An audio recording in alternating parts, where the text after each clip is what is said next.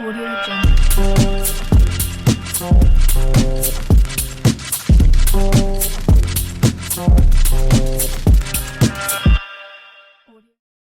Bonjour, bienvenue à tous à ce salon virtuel des études supérieures en Espagne organisé par France-Espagne Éducation. Alors aujourd'hui, ça se passe contrairement à d'autres années virtuellement, mais pas de souci, on va retrouver tout au long du week-end l'ensemble des universités, partenaires, conseillers d'orientation, logement, tout ça proposé par France-Espagne Éducation. Alors, pour commencer en beauté ce salon virtuel, aujourd'hui, nous recevons Laure qui est conseillère d'orientation à Ton Avenir en France, basée, Laure, sur Toulouse, n'est-ce pas? Alors, bienvenue, merci de nous accompagner aujourd'hui. Alors, raconte-nous un peu comment ça se passe à Ton Avenir. Alors, nous sommes un réseau de 43 conseillers d'orientation scolaire privée installés sur tout le territoire français, métropolitain et outre-mer, en Martinique.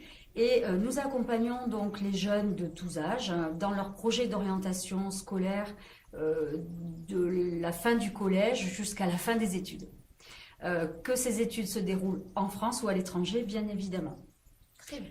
Donc pour ce faire, nous proposons différents types de prestations et donc des bilans d'orientation qui vont être basés avant toute chose sur la personnalité de la personne, du jeune que nous recevons, pour l'aider à prendre conscience de qui il est, de quels sont ses besoins, qu'il va chercher à satisfaire tout au long de sa vie, qu'elle soit professionnelle ou personnelle. Nous allons travailler sur ses aptitudes. On ne parle pas encore véritablement de talent quand on est jeune, mais nous avons tous en nous déjà des aptitudes potentielles et nous allons travailler aussi sur ses goûts, sur ses centres d'intérêt, sur ce qu'il aime tout simplement faire dans la vie. Et grâce à tout ça, nous allons pouvoir établir ce que l'on appelle son profil professionnel et pouvoir lui conseiller des métiers qui, en théorie, correspondent le mieux à son profil. Ensuite, on va travailler évidemment sur le projet plus en détail.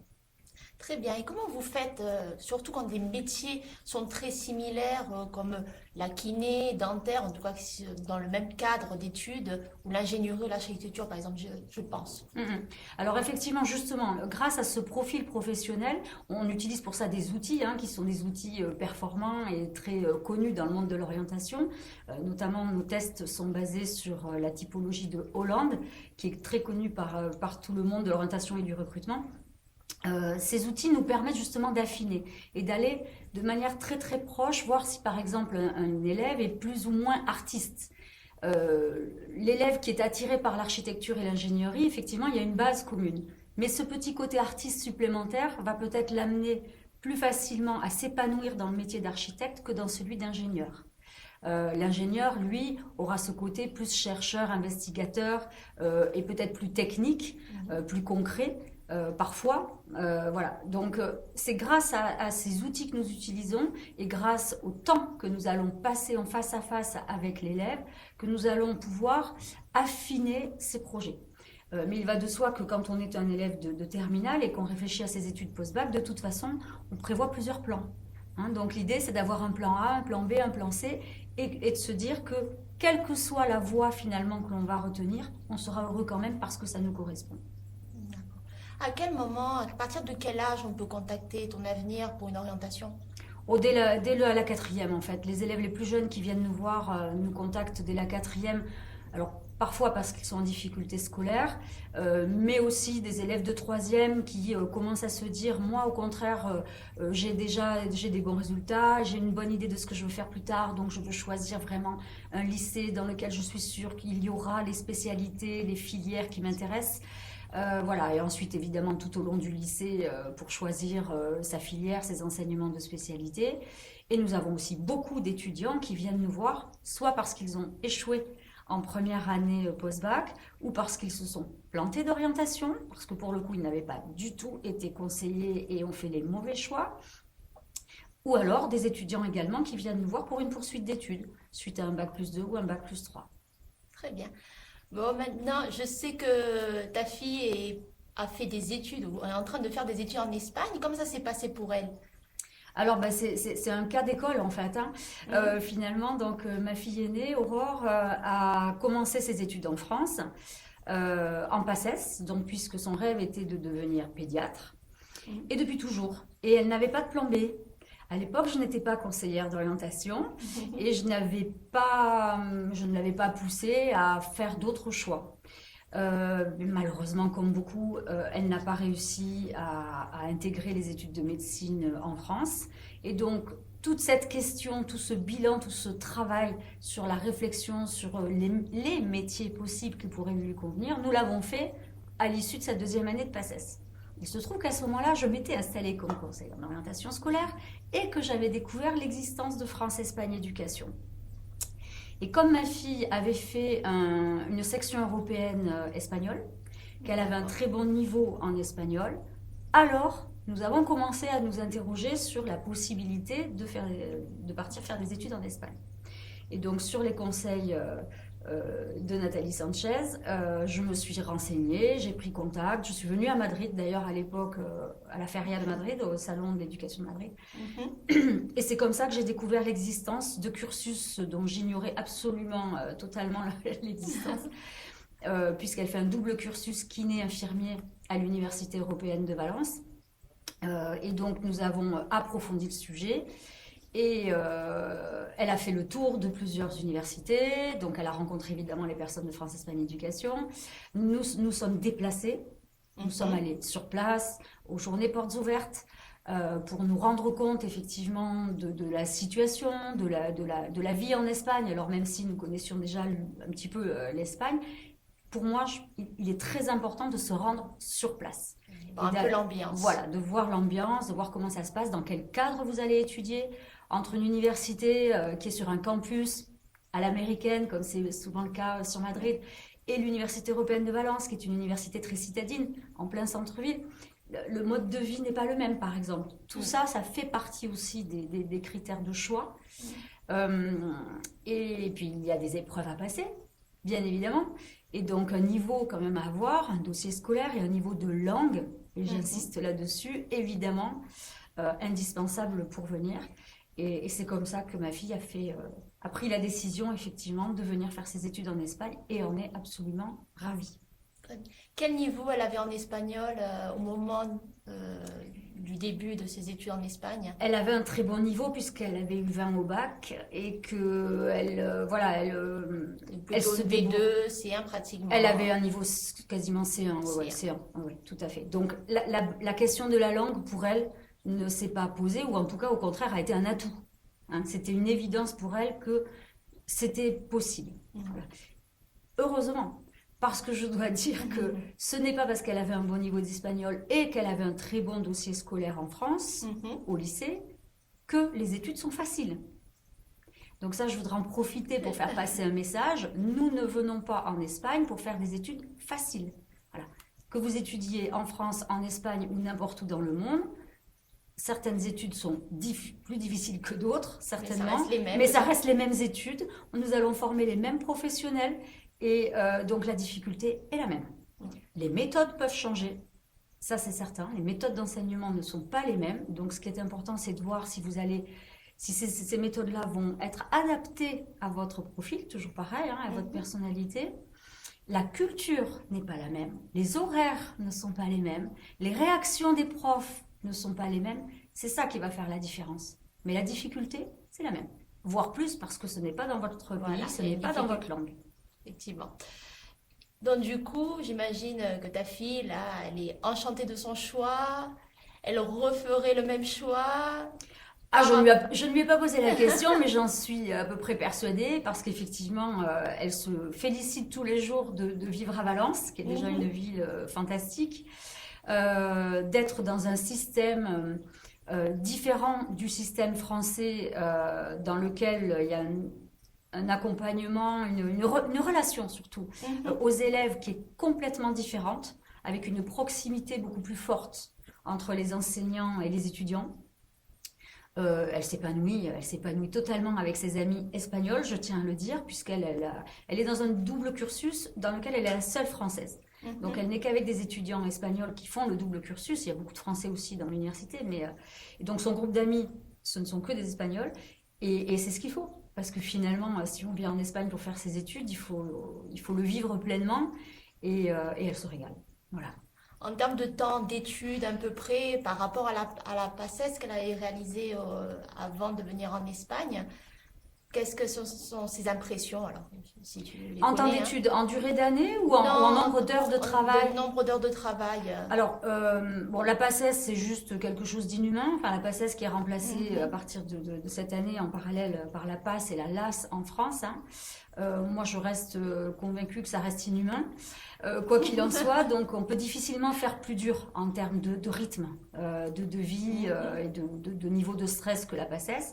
Il n'empêche que le fait qu'elle ait fait le choix d'un double cursus, c'est aussi un choix très lourd, hein, en termes d'horaire. Un exemple, lorsqu'elle est en stage infirmier, le stage infirmier se déroule sur la moitié de la journée et le reste de la journée, elle est en cours pour la partie kiné. Et vice-versa, quand elle est en stage de kiné, elle a quand même ses cours infirmiers. Donc, c'est un rythme quand même impressionnant. Parce qu'elle est en double cursus. Parce qu'elle est en double cursus, donc je ne peux pas parler là à sa place voilà, pour les autres. Mais de toute façon, voilà, des études médicales restent des études médicales. On ne devient pas kiné, infirmier ou médecin par hasard et sans rien faire, quoi. Voilà. D'accord. Bon, là, on a vu un peu les métiers réglementés en France, mais par rapport aux métiers non réglementés comme le commerce, comment ça se passe? Est-ce que plutôt partir en Espagne? Qu'est-ce que vous conseillez? Qu'est-ce que vous conseillez? Alors, la problématique est la même que pour partir en Angleterre, aux États-Unis, en Suisse ou rester en France, en fait. C'est quel est le projet de l'élève? Que veut-il faire? Que rêve-t-il de faire? Est-ce qu'il a comme ambition de travailler à l'international? Ça, c'est la première question à se poser, bien évidemment. Ou est-ce qu'il a comme ambition de déménager, de venir s'installer dans un pays en particulier pour X raisons? Voilà, j'ai une famille, par exemple, actuellement que j'accompagne, dont les parents envisagent de venir s'installer à Barcelone. Donc, ils s'interrogent sur le fait que leurs filles partent directement faire leurs études à Barcelone. Ça peut être une raison, hein, bien sûr. Mais c'est vraiment l'ambition internationale. Voilà. Si l'élève a une ambition, effectivement, de travail à l'international, alors on va effectivement se poser la question de la destination, en fonction de la langue, bien évidemment, et de l'attrait pour la culture, de l'attrait pour le pays. Ensuite, faire une école de commerce, je dirais, on trouve toujours chaussure à son pied. C'est-à-dire qu'il y a des écoles de commerce de tout niveau de notoriété. Hein. Alors de qualité, c'est compliqué parce qu'il y a des labels, hein, pour certifier les études en école de commerce. Il y a une multitude de labels. Pour autant, il n'y a pas une réglementation, un titre, comme vous avez le titre d'ingénieur, par exemple. Donc c'est compliqué d'évaluer et de comparer les écoles entre elles. Là encore, je dirais, il faut que l'école corresponde à l'élève. À la fois à son niveau scolaire, ça ne sert à rien de vouloir intégrer une école trop difficile par rapport à son propre niveau, parce qu'après on va être perdu et on va avoir beaucoup de mal et on risque de ne pas réussir ses études dans cette école, même si on a réussi l'entrée, hein, les concours ou les épreuves d'admission. Il ne faut pas non plus aller dans une école dans laquelle on va se retrouver finalement avec un niveau beaucoup trop facile pour soi parce que ça ne tire pas vers le haut et je ne vois pas l'intérêt. Donc l'intérêt, c'est de viser juste en fait. Donc par rapport au niveau scolaire, et après c'est un tout, c'est une ambiance d'école, c'est le contenu évidemment des enseignements avec les spécialités qui vont être proposées. Certaines vont être plus orientées vers la finance, vers l'audit, d'autres vers le marketing, d'autres plus vers la stratégie d'entreprise et la création d'entreprise, d'autres peut-être vers le management, les ressources humaines. Ensuite, il y a la ville, bien évidemment. Et je dirais qu'après, ce qui va faire la différence sur le CV pour les étudiants, ce sont leurs stages aussi. C'est ce qu'ils vont mettre en pratique sur le terrain. C'est le type d'entreprise dans lesquelles ils vont réussir à rentrer pour faire leur stage qui vont donner une coloration au CV. Et ça, j'insiste beaucoup, moi, sur le fait qu'on apprend sur le terrain. On apprend en faisant. Bien sûr, on apprend des savoirs académiques, hein, des méthodes, des outils en école, quelles que soient les études d'ailleurs.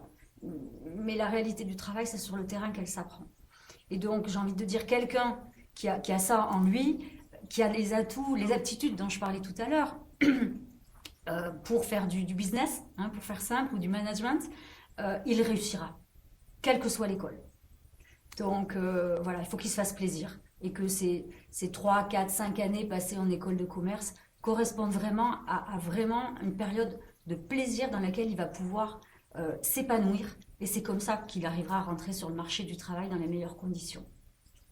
Bon, j'imagine que, bon, ça dépend un peu du cas, mais généralement, sur l'ensemble des étudiants que tu accompagnes, est-ce que tu préconises plutôt d'attendre, de rester un moment sur la France et de préparer son projet d'études en Espagne après le bac, ou de partir directement après le bac en Espagne? Alors c'est vraiment au cas par cas. Il n'y a pas une réponse valable pour tous. Ce serait tromper les gens, je pense, que de dire ça. Pour certains étudiants qui sont déjà habitués, qui ont beaucoup voyagé, qui aiment l'international, qui ont éventuellement déjà vécu à l'étranger, ça va être facile de partir étudier à l'étranger dès la sortie du bac. Ceux-là, je ne vais pas trop me poser de questions. S'ils me disent vraiment qu'ils sont motivés, qu'ils sont intéressés, je sais qu'ils l'ont vécu, donc on y va. On va travailler le projet à fond et ils vont partir tout de suite. Pour d'autres qui n'ont jamais quitté papa, maman, qui ont peu d'habitude à l'étranger, qui connaissent peut-être pas du tout le pays dans lequel ils veulent aller, ça arrive, hein, c'est quand même autre chose. Là, moi, je vais avoir tendance à leur dire, es-tu sûr de ne pas vouloir faire tes études en France du tout? Pour quelle raison veux-tu partir à l'étranger? Si c'est parce que tu penses que les études vont être plus faciles, comme tu te trompes, j'ai plutôt envie de te dire, essaye d'abord ici. Et si ça ne va pas, alors tu auras mûri ton projet, tu auras le temps de la réflexion et il sera toujours temps de partir faire tes études ailleurs. Et en plus, pendant ce temps-là, tu peux toujours améliorer ton niveau de langue. Voilà, donc je pense que c'est très variable d'un étudiant à l'autre. Alors pour des études comme alors médecine ou même kiné, dentaire, qui sont quand même des études longues, c'est un engagement pour longtemps, hein, c'est du long terme, donc il faut bien peser le pour et le contre avant de prendre sa décision, et on n'est pas à un an près. Bien sûr. Donc avoir démarré, testé en France pendant un an, et même si ça ne marche pas, qu'est-ce que c'est finalement si on fait 10 ans d'études derrière? On s'en souviendra plus, hein. Donc pour moi, c'est pas gênant. C'est pas gênant de démarrer en France, de tester en France et de se dire, bon, au moins, voilà, j'ai pas de regrets, je sais que ça ne me convient pas ou que ça n'a pas fonctionné, maintenant je fais autre chose. Mais je mûris mon projet pendant ce temps-là. C'est vraiment au cas par cas. D'accord. D'ailleurs, j'ai des élèves dans les deux situations, hein. J'en ai Qui qui restent en partent France, directement et puis ok. d'autres qui démarrent en France et puis qui finalement veulent partir. Bon, après, j'ai même des parents qui me disent non, non, je veux que mon fils parte direct parce que je ne veux pas qu'il fasse ses études médicales en France. C'est trop horrible. Bon, mais c'est pas les parents qui décident. Une fois de plus, c'est l'enfant qui doit vraiment être convaincu par De son son choix. projet. Après, j'imagine aussi que vous avez, voilà, à ton avenir, des personnes qui font des reconversions, voilà, changent complètement de projet. Alors, comment ça se passe pour ce type de personnes? Est-ce qu'il y a un âge limite pour pouvoir postuler en Espagne, pour faire une reconversion? Est-ce que ça doit rester dans le même secteur ou disons, aucune difficulté par rapport à ce choix? Alors, les réorientations, évidemment, existent. On en a beaucoup, hein, et alors beaucoup, cette année particulièrement, de demandes de réorientation. Je dirais, on fait exactement le même travail qu'avec un élève de terminale, déjà.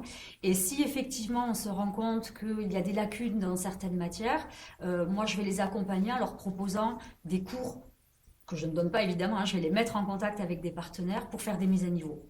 Je pense qu'il est très important de partir avec un bon bagage et de ne pas partir en difficulté, avec des faiblesses, hein. Donc, dans ces cas-là, moi, je préconise la mise à niveau, alors soit en France, soit dans certaines universités espagnoles qui le proposeraient, pour partir tout de suite avec les connaissances, qu'elles soient scientifiques ou linguistiques, de base suffisantes pour pouvoir ensuite réussir dans ses études. Une fois de plus, l'important n'est pas tant d'être pris dans une école qu'ensuite de réussir, hein. Donc, il faut partir armé, je dirais, avec le maximum de chances de son côté pour qu'ensuite tout se passe bien.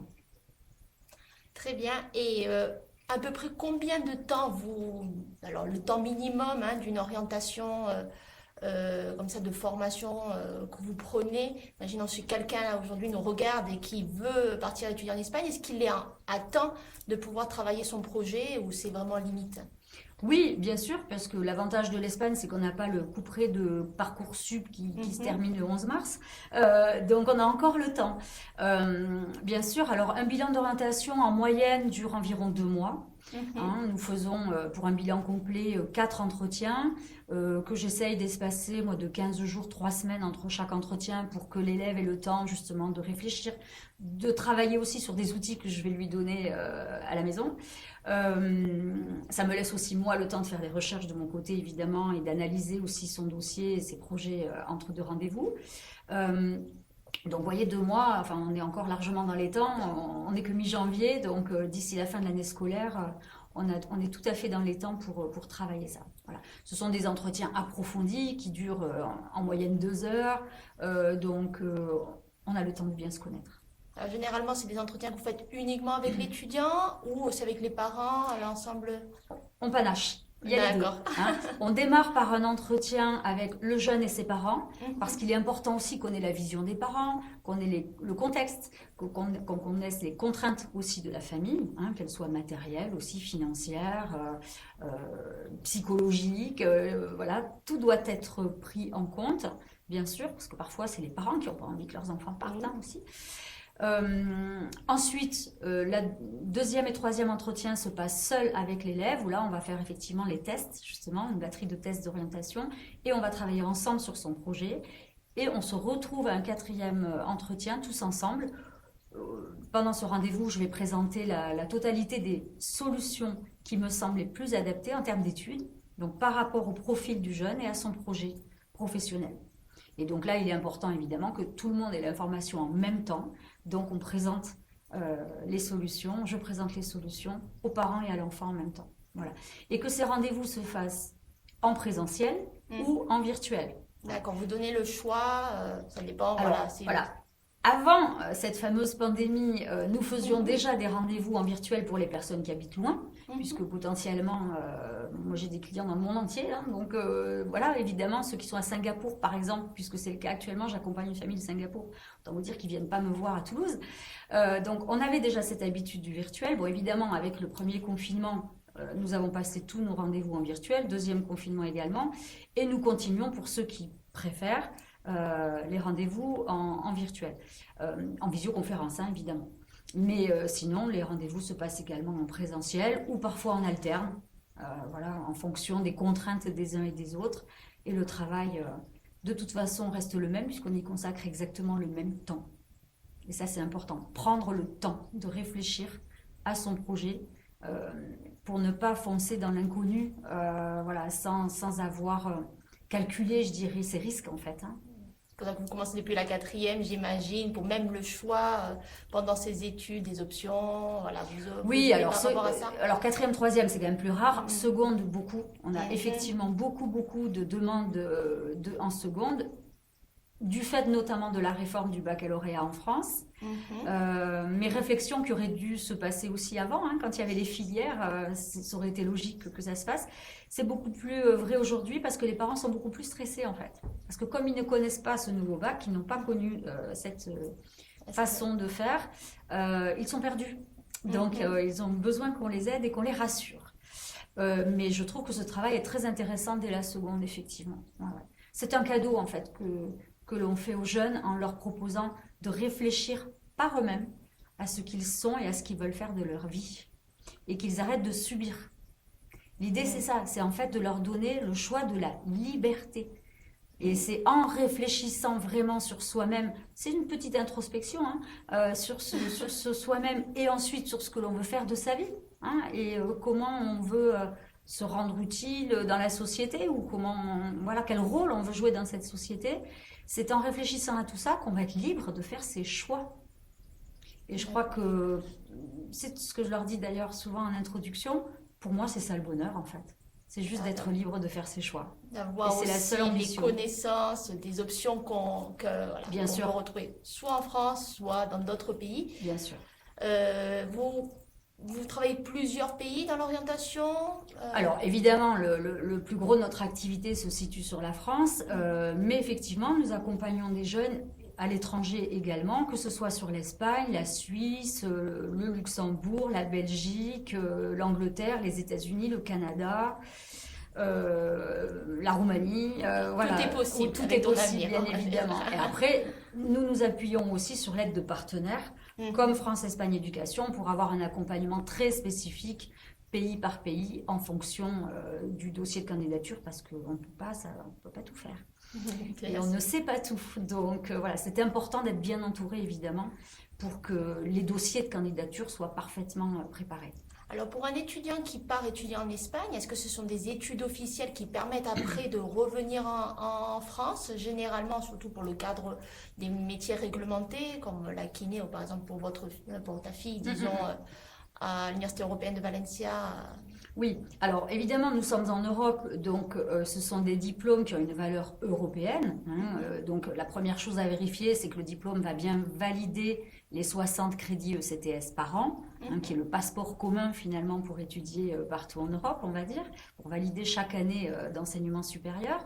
Mais ensuite, je dirais au-delà de ça, il faut également vérifier malgré tout que la formation proposée par l'université espagnole retenue va être bien reconnue aussi par les professionnels en France. Je prends donc l'exemple de kinés pour lesquels nous n'avons pas d'ordre national des kinés en France, mais ce sont des ordres régionaux ou départementaux devant lesquels on va passer en commission, qui va valider effectivement que le programme d'études que le jeune a suivi en Espagne et que le nombre de stages qu'il a fait en Espagne et le contenu des stages qu'il a réalisés correspond bien aux attendus français.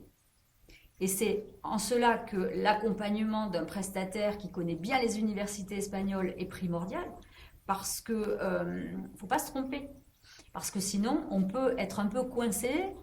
C'est pour le retour en France, pour ceux qui veulent revenir en France. Je ne garantis pas que ce soit le cas de tout le monde, mais on peut être coincé dans le sens où on peut vous demander de refaire des stages et ça peut prendre plusieurs mois, voire une année, avant de pouvoir véritablement s'installer en France. Donc il faut quand même avoir conscience de ça, notamment sur kiné.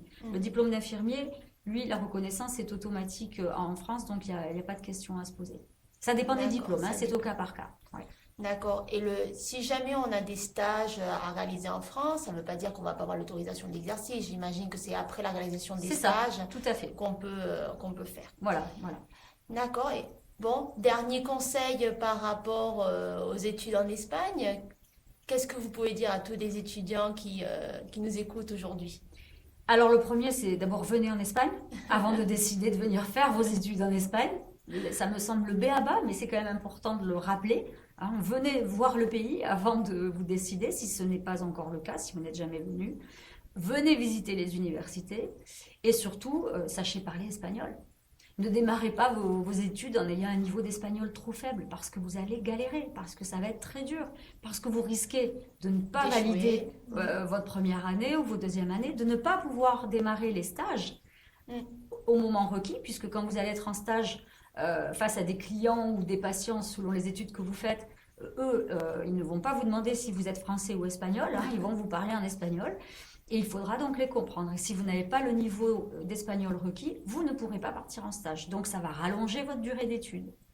Donc voilà, venez en Espagne, vérifiez que la culture espagnole et le mode de vie en Espagne vous convient et travaillez votre espagnol avant de venir. Très bien. Merci beaucoup, Laure, pour nous accompagner aujourd'hui, nous avoir accompagnés aujourd'hui. De toute façon, si vous avez plus de questions, vous retrouverez un post sur l'événement Facebook de France-Espagne Éducation, le post dédié à ton avenir. Vous pourrez poser l'ensemble des questions qu'on n'a pas pu répondre ce matin. Et je vous attends pour la suite du salon à 10h. Cette fois-ci, à 10h, on va retrouver l'université Camilo José Cela. Ça sera Lucas qui va nous accompagner. Et comme une fois de plus, vous allez pouvoir retrouver l'université et poser toutes les questions que vous avez en tête. Merci beaucoup et merci Laure. Merci beaucoup. Audio Jungle.